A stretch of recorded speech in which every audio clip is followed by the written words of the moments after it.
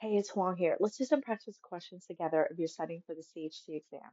Now, these questions are from my book and from the Exam Prep on Demand program.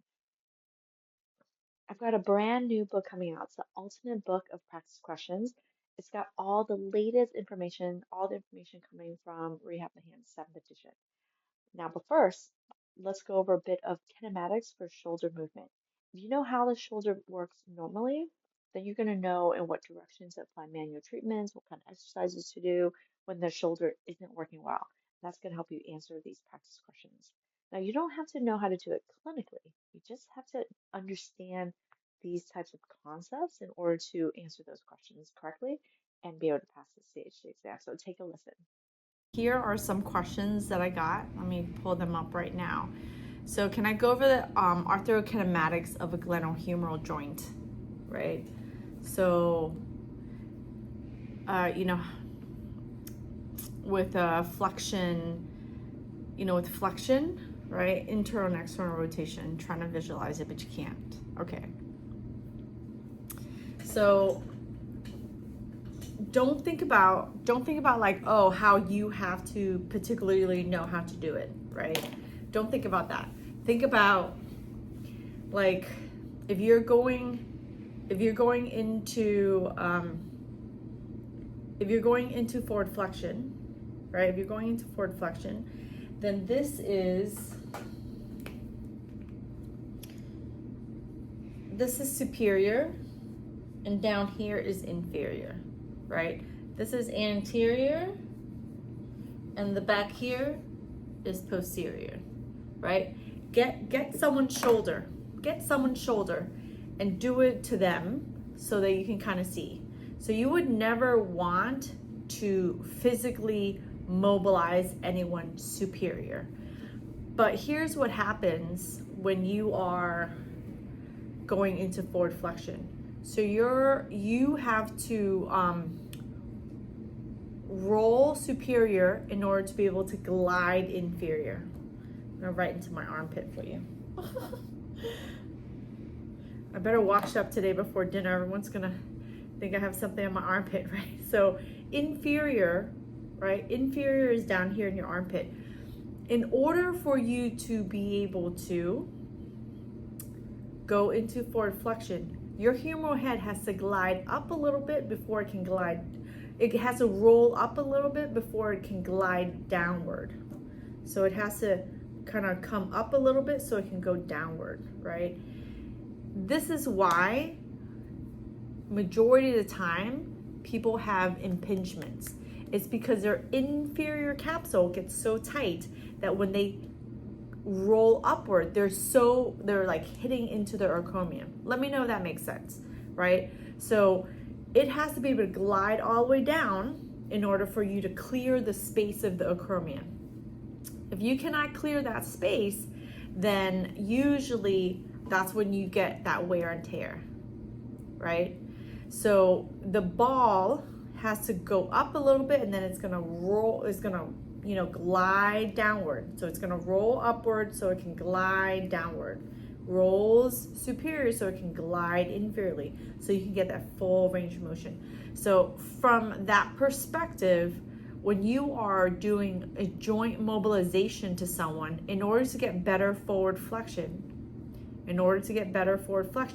you have to mobilize and glide that humeral head inferiorly. So when the question comes and says, what directions would you glide someone to do a joint mobilization, right? You would say, I want to glide that humeral head inferiorly. So then you are stretching the inferior capsule. Let me know if that makes sense, right? So go back to the shoulder video where I go specifically into the rolling of the humeral head and then the gliding, right? So it has to move downward. So the head has to roll a certain way and then the whole thing has to glide a certain way. Go back to that video and then try that on people. You don't have to know how to actually do it, but if they are saying to you, if I want to get better forward flexion, in which direction can I glide the humeral head, then you know that you have to glide it inferiorly in order to stretch that capsule out to get better forward flexion without pain. Right, so that is just one aspect of it. What's the difference between a rotator cuff or a rotator interval and the subacromial space? So it can seem like it's the same exact thing. The rotator cuff, so not really. The rotator cuff interval, so I know the subacromial space, right? So the subacromial space, this is the acromion. This is the coracoid process, right? The subacromial space is right here because it's underneath the acromion, right? Now, I also know that the rotator cuff, so this is the acromion space, right? The humeral head is here. This is the humeral head, right? And the rotator cuff comes through the subacromial space, and it tends to include this like if you think about, so the subacromial space is underneath here. So here's my acromion,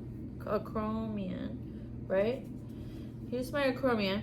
My subacromial space is directly under there. My rotator interval is more like wherever it's attached. So it's almost like this anterior shoulder. It's to the rotator cuff attaches on the greater tuberosity, but that interval includes like a little bit of that biceps tendon, because that biceps tendon comes right around there. So it's just like slightly off.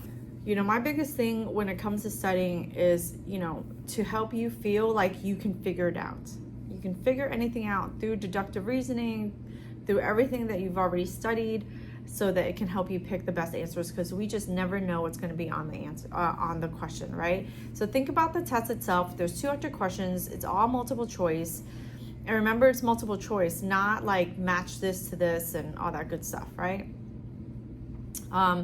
There's assessment is 26% of your total score. Prognosis is 20%. Therapy interventions is 32%, and general knowledge is 22%. So if you kind of break it down, you have about a minute to minute point two to answer each question, right? That's how the test is broken down. The blueprint is assessment, prognosis, therapy interventions, and general knowledge. Obviously, you have to know some certain things, right, in order to be able to apply it. So it becomes a very application-based type of exam, where you have to know a certain amount of the information in order to apply it to properly assess someone, create a plan or prognosis for them, right? Prognosis also means like not just plan of care, but what kind of problems can come up, because it's through those problems that we can, you know, provide our interventions, right? So the framework to picking the best answer is really scan your question first, look at your choices. Whatever choices start coming into your head about other things, they are irrelevant, because it only, you know, you can only pick from the choices that they have, right? So don't fight the questions. You'll never win. So look at the choices and then go back through and read the question now that you know what the choices are. So you can find clues within the question and within the choices. You're gonna rule in and rule out based on the question. And this is the part where you're gonna have to critically think through and pick the best answer, all right? So when you're critically thinking through and thinking, okay, what domain, what are they testing you for? This is coming from the focus framework. Are they trying to figure out if you know what to do from an intervention standpoint? Is it a plan of care thing? Is it an evaluation thing?